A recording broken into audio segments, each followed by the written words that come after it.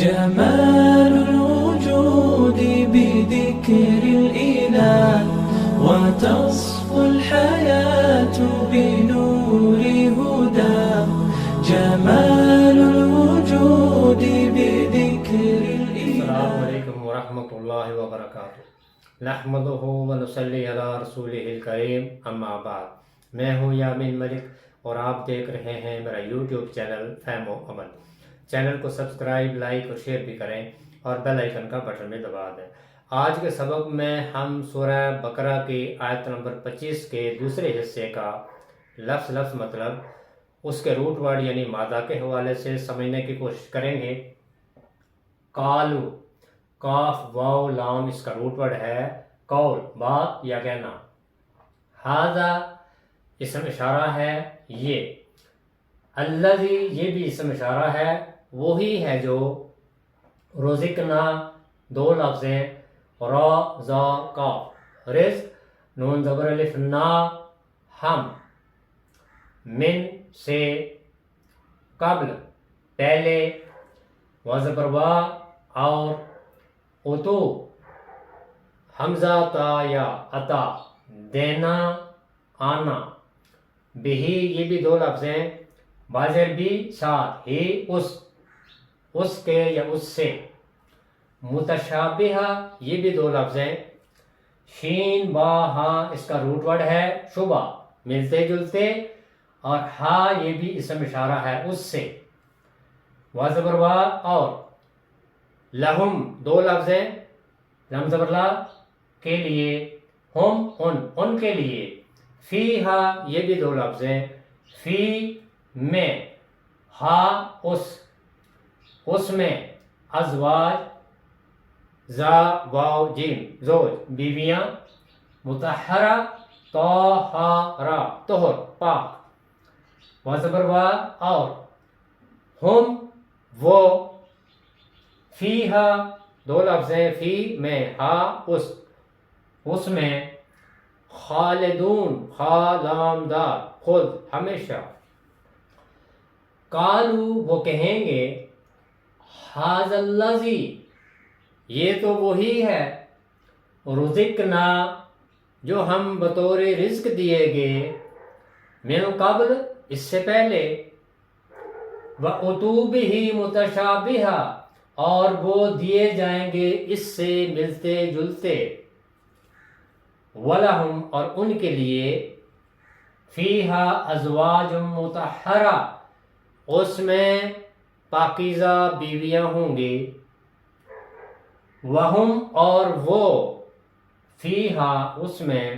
خالدون ہمیشہ رہیں گے. وہ الفاظ جن کی روٹ ورڈ کے ساتھ وضاحت ضروری ہے. متشابہہ شین با ہا شبہ یہ اس کا روٹ ورڈ ہے. دو یا دو سے زیادہ چیزیں آپس میں اس قدر ملتی جلتی ہوں کہ ان میں صحیح طرح سے تمیز نہ کی جا سکے، یہ شبہ کہلاتی ہیں. اور یہ شک و شبہ اوصاف میں ہوتا ہے. اسی روٹ ورڈ کے ساتھ تشبیہ بھی ہے. کسی چیز کو اس سے ملتی ہوئی چیز سے مثال دے کر بیان کرنا اسے تشبیہ کہتے ہیں. اور متشابہہ باہم ملتے جلتے یا باہم ملتی جلتی چیزیں. ازواج زا واو جیم زوج دو چیزیں جو ایک دوسرے کے مطابق ہوں، جیسے جوتے کے دونوں پاؤں، دن اور رات، سردی اور گرمی، زمین و آسمان. زوج اصل میں کہتے ہیں جوڑ کو، اور اس کے مقابلے میں جو لفظ ہے وہ ہے فرد. فرد کہتے ہیں اکیلے کو. وہ فرد جس کا کوئی جوڑ یا ساتھی ہو، خواہ اس کی مثل یا اس کے مقابل میں ہو، اسے زوج کہتے ہیں یا جوڑا کہتے ہیں. ازواج جمع ہے زوج کی، اور مرد جو ہے وہ بیوی کے لیے زوج ہے، اور بیوی مرد کے لیے زوج ہوتی ہے، دونوں مل کے ازواج بنتے ہیں، میاں اور بیوی۔ ازواج کہتے ہیں میاں بیوی کو، اور ہر چیز کی قسم کو بھی زوج کہتے ہیں۔ مطہرہ، طہارہ، طہر، کسی چیز سے نجاست کو دور کر کے اسے پاک اور صاف کرنا، یہ طہر کہلاتا ہے، پاکیزگی۔ ظاہری اور باطنی نجاست کو دور کرنا، دل کو شرک اور شیطانی وسوسوں سے پاک کرنا، یہ ہے طہارت۔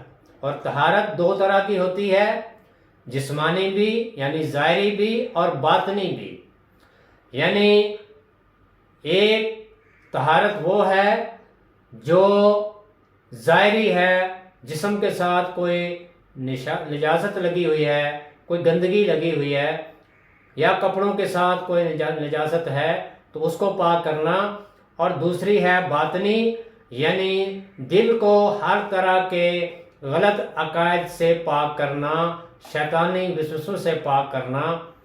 اور پھر طاہر کہتے ہیں پاک صاف کو، ماء طہور کہتے ہیں پاک پانی، اور طہارت یعنی پاکیزگی حاصل کرنا۔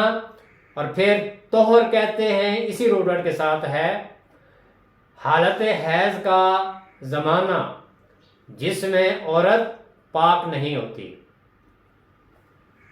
خالدون، خا لام دال، خلد، یہ اس کا روٹ ورڈ ہے، کسی چیز کے ایک حالت پر طویل عرصہ تک برقرار رہنا یا ایک ہی حالت میں رہنا، یعنی ہمیشہ یا ہمیشگی۔ قالو،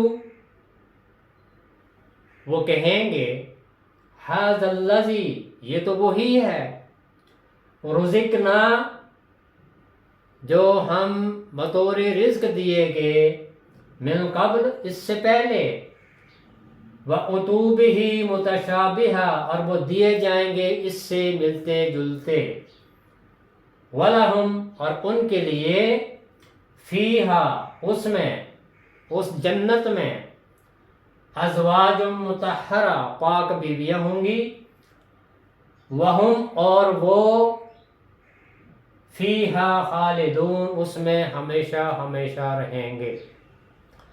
آیت کا پہلا حصہ ہم نے پڑھا تھا، وَبَشِّرِ الَّذِينَ آمَنُوا وَعَمِلُوا الصَّالِحَاتِ، اور خوشخبری دے دو ان کو جو ایمان لائے اور جنہوں نے اعمال صالح کیے، اَنَّ لَهُمْ جنات، کہ ان کے لیے باغات ہیں، جنتیں ہیں، تجری من تحتها الانہار، ان باغات کے نیچے نہریں بہتی ہوں گی، کلما رزقوا، جب کبھی وہ رزق دیے جائیں گے، من ثمرہ، پھلوں میں سے، رزقا، بطور رزق،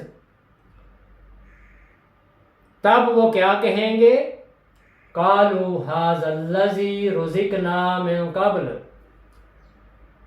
ہم یہ پھل بطور رزق اس سے پہلے بھی دیے گئے، وَأُتُوا بِهِ مُتَشَابِهًا، اور اسی سے ملتے جلتے، یعنی جب اہل جنت کو جنت میں مختلف طرح کے پھل دیے جائیں گے، رزق دیا جائے گا، تو وہ اس پھل کو دیکھ کر یہ کہیں گے کہ ہم جب دنیا میں تھے تو دنیا میں بھی ہمیں اسی طرح کا ملتا جلتا پھل دیا جاتا تھا، اور بالکل ویسا ہی پھل، لیکن چونکہ وہ پھل جنت کا پھل ہے،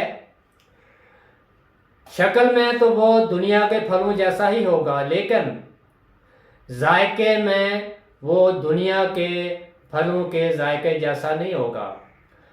اور احادیث میں آتا ہے کہ جو پھل اہل جنت کو جنت میں دیے جائیں گے وہ جب بھی وہ پھل کھائیں گے تو ہر بار ان کا جو ذائقہ ہوگا وہ الگ سے ہوگا۔ دنیا کے پھلوں میں تو جب ہم کوئی پھل کھاتے ہیں تو اس کا ذائقہ ایک ہی جیسا ہوتا ہے ہر بار، لیکن وہاں کے پھلوں کا جو ذائقہ ہوگا وہ ہر بار الگ ہوگا، اور پھر وہ شکل میں بھی دنیا کے پھلوں سے ملتے جلتے ہوں گے، لیکن ان کا ذائقہ ویسا نہیں ہوگا جو دنیا کے پھلوں میں ذائقہ تھا۔ اسی لیے جب ان کو کوئی جنت میں پھل دیا جائے گا تو وہ کہیں گے کہ ہم تو اس سے پہلے دنیا میں بھی ہمیں اسی طرح کا پھل دیا جاتا تھا، لیکن ان کا ذائقہ ان پھلوں جیسا نہیں تھا، ان کی شکل تو ایسی تھی لیکن ان کا ذائقہ ایسا نہیں تھا۔ متشابہ ملتے جلتے، یعنی شکل میں ملتے جلتے لیکن ذائقہ ان کا ویسا نہیں تھا۔ وَلَهُمْ فِيهَا أَزْوَاجٌ مُطَهَّرَةٌ، اور جنت میں ان کے لیے بیویاں ہوں گی پاک۔